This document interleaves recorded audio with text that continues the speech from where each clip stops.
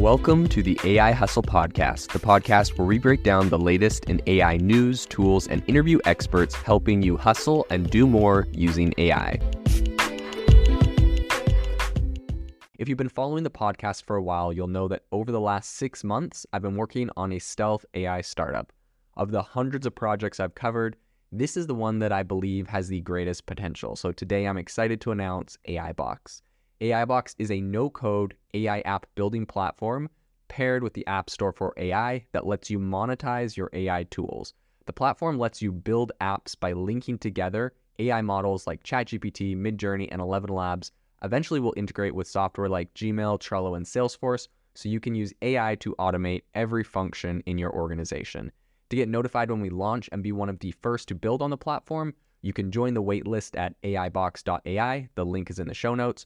We are currently raising a seed round of funding. If you're an investor that is focused on disruptive tech, I'd love to tell you more about the platform. You can reach out to me at jaden@aibox.ai. I'll leave that email in the show notes. Pryon is an emerging startup focused on AI-driven solutions for mining insights from enterprise knowledge bases. And they recently, like I mentioned, have just raised $100 million in funding. And this was spearheaded by Thomson Tolles U.S. Initiative Technology Fund. I think this significant capital injection aims to really boost Pryon's overall growth trajectory.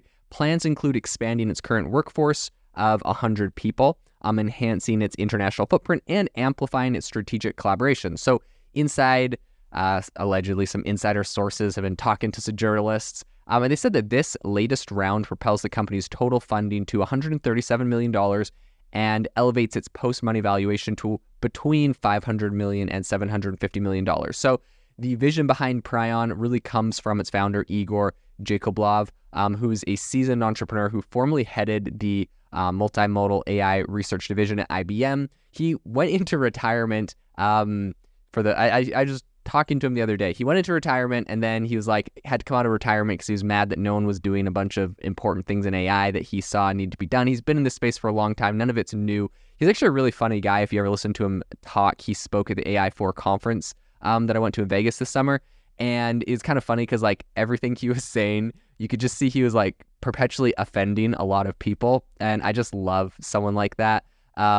Not saying, mean insults, but like his opinions on AI and how this isn't actually that cool and that actually is way bigger of a deal than most people think. I could see it was just like, I don't know, offending a bunch of like people in big corporations that thought they were the greatest thing ever. Anyways, it's kind of funny. So, his previous venture, Yap, was a voice recognition startup. It's kind of, pre-Siri, and it was acquired by Amazon in 2011, serving pretty much as a catalyst for Alexa's development. So interestingly, the moniker Pryon, or that name, has its origins in the code name Amazon used for Alexa's foundational speech engine. So he just kind of, stole their code name and made that the name of his company.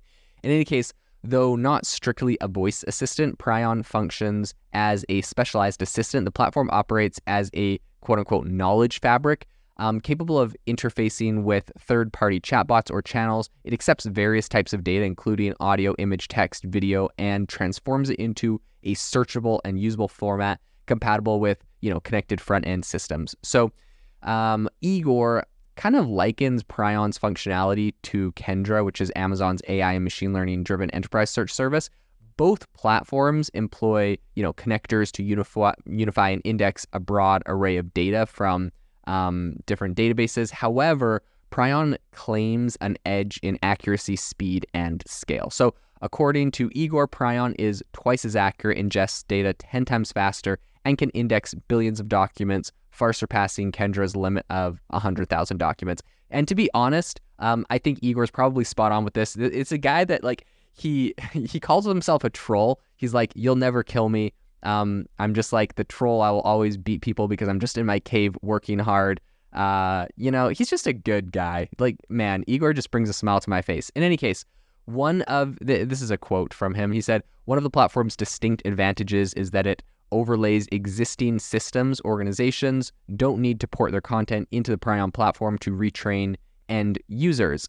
Simply point to a data repository and the platform generates an AI model based on that content. It even understands legacy content through its computer vision, optical character recognition, and handwriting recognition capabilities." Come on, guys, that's insane, right? Like, You don't have to import everything into his platform to train your model. You just point it at where your data is sitting and it's going to train the model for you.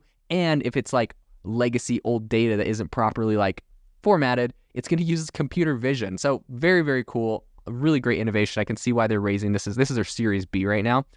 I can see why they're raising $100 million on the Series B. So Pryon also prioritizes data privacy and leaves no footprints of its indexing operations. The platform allows customer defined parameters for data inclusion, ensuring that only legally entitled content is incorporated. Again, something a lot of big companies are struggling to, grapple with. Igor said there's always attribution to authorship and ownership.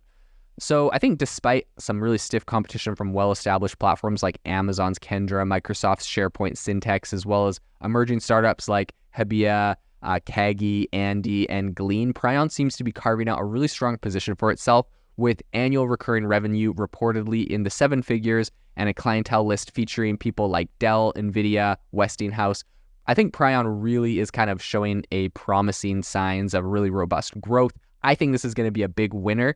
And why it's kind of like, I don't know, Igor's like the developer, hacker kind of old school version of like Elon on this specific area of like AI models, I would say. I think the company is going to be successful because Igor is really quite prolific and very forward thinking. He's seen a lot what's happened in the past and is very good at forecasting where it needs to go. So I think he's going to get stuff done a lot better and faster than other companies. I think he's going to be a lot more agile than people like Amazon and Microsoft, even though those are the people he's currently up against. So he recently said, quote, Pryon is one of the few AI native companies designed from the outset for enterprise application. Its unique architecture allows it to operate effectively even in highly regulated environments ranging from the energy sector to government agencies.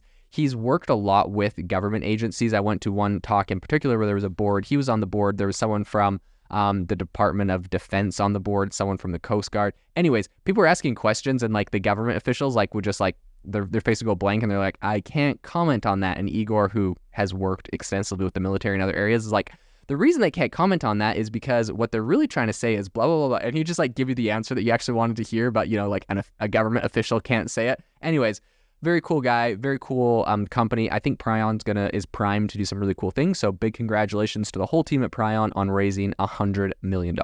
If you are looking for an innovative and creative community of people using ChatGPT, you need to join our ChatGPT creators community. I'll drop a link in the description to this podcast. We'd love to see you there where we share tips and tricks of what is working in ChatGPT. It's a lot easier than a podcast as you can see screenshots, you can share and comment on things that are currently working. So if this sounds interesting to you, check out the link in the comment. We'd love to have you in the community. Thanks for joining me on the OpenAI podcast. It would mean the world to me if you would rate this podcast wherever you listen to your podcasts, and I'll see you tomorrow.